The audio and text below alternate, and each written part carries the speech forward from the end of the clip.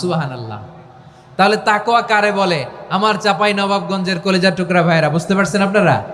হ্যাঁ, তাকওয়ার শুধু দুইটা নমুনা আপনাদের সামনে পেশ করব, আপনাদের ক্লিয়ার হয়ে যাবে। একটা নমুনা তো দিলাম, আরেকটা নমুনা, সেটাও ওমরে ফারুক রাদিয়াল্লাহু তাআলা আনহুর জীবনী থেকে। উনি ছিলেন ন্যায়পরায়ণ শাসক। রাত্রিবেলা প্রজাদের কি হাল হাকিকত, কি অবস্থা, ঘুরে ঘুরে প্যাট্রোলিং করতেন পুলিশের মতো। তো সারা রাত প্যাট্রোলিং করে সারা রাত তিনি ঘুরেছেন কার কি অবস্থা দেখে। শেষ রাতে তিনি ফিরে আসতেছেন। তিনি থাকতেন, সেই বুখারীতে এসেছে, কানা ইয়াসকুনু ফি আওয়ালিল মদিনা, মদিনার উঁচু এলাকায় থাকতেন।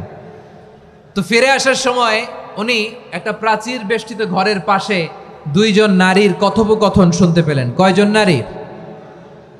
দেখি আপনাদের মনোযোগ আছে কিনা, বলেন কয়জন নারীর? একজন বৃদ্ধা, একজন যুবতী। উনি কান লাগিয়ে শুনতে পাচ্ছেন। বৃদ্ধা মা, ওমর ফারুক কাউকে দেখতে পাচ্ছেন না, শুনতে পাচ্ছেন। বৃদ্ধা মা তার যুবতী মেয়েকে বলে, এই তাড়াতাড়ি উটের দুধ দহন করে উটের দুধের সাথে পানি মিশাও, তাইলে কালকে বাজারে মদিনায় বেশি দামে বিক্রি করা যাবে, লাভ হবে অনেক। বৃদ্ধা মহিলা এটা বললেন। যুবতী মেয়ে উত্তরে বলে, মা আপনি জানেন না আমিরুল মুমিনিন খলিফাতুল মুসলিমিন ওমরে ফারুক দুধে পানি মিশানোকে দণ্ডনীয় অপরাধ বলে ঘোষণা দিয়েছে, জানেন না? এবার বৃদ্ধা মহিলা বলে, আরে পাগলি, এই ভোর রাতে